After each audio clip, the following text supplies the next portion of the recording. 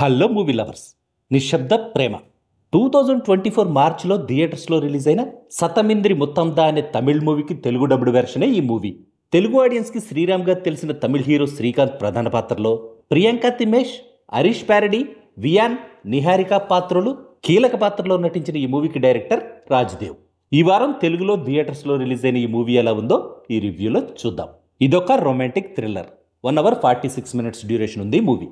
తన ఇంట్లోనే తనెవరో ముసుగు మనిషి మర్డర్ చేయడానికి ప్రయత్నించడంతో భయంతో ఇంట్లోంచి బయటకు వచ్చి రోడ్డు మీద పరిగెడుతున్న సంధ్య కార్ యాక్సిడెంట్కి గురైతే ఎనానిమస్ కాంట్రాక్ట్ కిల్లర్ విఘ్నేష్ తనని సేవ్ చేసి హాస్పిటల్లో జాయిన్ చేయడంతో ఈ మూవీ స్టార్ట్ అవుతుంది. యాక్సిడెంట్ తర్వాత తన గతాన్ని మర్చిపోయిన సంధ్యతో విఘ్నేష్ నేనే నీ భర్త రఘునని చెప్పి ఇంటికి తీసుకెళ్తాడు. కానీ ఆ తర్వాత తన భర్త రఘు కాదని తను ఒక ట్రైన్డ్ కిల్లర్ విఘ్నేష్ అని తెలుసుకుంటుంది సంధ్య. తనే రఘునని చెప్పి కాంట్రాక్ట్ కిల్లర్ విఘ్నేష్ అసలు సంధ్యనెందుకు అబ్డక్ట్ చేసినట్టు? తన ఇంటెన్షన్ ఏంటి? సంధ్య విఘ్నేష్ నుంచి తప్పించుకోగలిగిందా? అసలు సంధ్యని చంపాలనుకున్నది ఎవరు? ఎనానిమస్ కిల్లర్ విఘ్నేష్ని ఎలాగైనా పట్టుకోవాలని ట్రై చేసే ఇన్స్పెక్టర్ ఎడ్వర్డ్ తనని పట్టుకోగలిగాడా లేదా?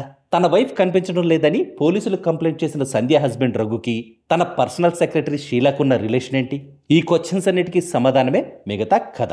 మూవీ ఒక మంచి ఇంట్రెస్టింగ్ థ్రిల్లర్ లాగే స్టార్ట్ అయింది. కానీ మూవీ ముందుకెళ్తున్న కొద్దీ నాకు అర్థమైన విషయం ఏంటంటే ఈ మూవీకి అంత సీన్ లేదని. బేసిక్ కాన్సెప్ట్ మంచిదే అయినా డైరెక్టర్ ఆ కాన్సెప్ట్ని నేరేట్ చేసిన విధానం సరిగా లేదు. మూవీలో అక్కడక్కడ ట్విస్టులు, కొద్దో గొప్ప సస్పెన్స్ ఉన్నా కూడా అర్థం పర్థం లేని డైలాగ్స్తో, సినిమా ఫ్లోకి అడ్డంగా వచ్చిన 2 బూత్ సాంగ్స్తో ఓవరాల్గా మూవీ బిలో యావరేజ్గా అనిపించింది నాకైతే. చివరికి అసలు సంధ్య యాక్సిడెంట్కి కారణం ఎవరు అనే ఎగ్జైటింగ్ విషయాన్ని తెలుసుకునే టైంకే ఆడియన్స్కి మూవీ మీద ఇంట్రెస్టే పోయి ఉంటుంది. విఘ్నేష్గా శ్రీరామ్ ఎక్సలెంట్ పెర్ఫార్మెన్స్తో పాటు సంధ్యగా తన యాక్టింగ్తో ఇంప్రెస్ చేసిన ప్రియాంక తిమ్మేష్లే ఈ మూవీకున్న ఓన్లీ పాజిటివ్ పాయింట్స్. షీలాగా నిహారిక పాత్ర గ్లామర్ షోకే పరిమితమైంది. రఘుగా యాక్ట్ చేసిన వియాన్ పర్లేదు. ఇన్స్పెక్టర్ ఎడ్వర్డ్గా యాక్ట్ చేసిన టాలెంటెడ్ యాక్టర్ హరీష్ ప్యారడీని కూడా ప్రాపర్గా యూజ్ చేసుకోలేదు ఈ మూవీలో. ఫైనల్గా చెప్పాలంటే ఒక మంచి పొటెన్షియల్ థ్రిల్లర్గా ఆడియన్స్ని ఇంప్రెస్ చేయగలిగే ఈ కథని ఒక బిలో యావరేజ్ మూవీగా ఎందుకు తీశారో, అసలు ఈ బిలో యావరేజ్ మూవీని తెలుగులో ఎందుకు డబ్ చేశారు సరే, డైరెక్ట్గా ఓటీటీలో రిలీజ్ చేస్తే సరిపోయేదిగా. థియేటర్స్లో ఎందుకు రిలీజ్ చేశారో నాకైతే అర్థం కాలేదు.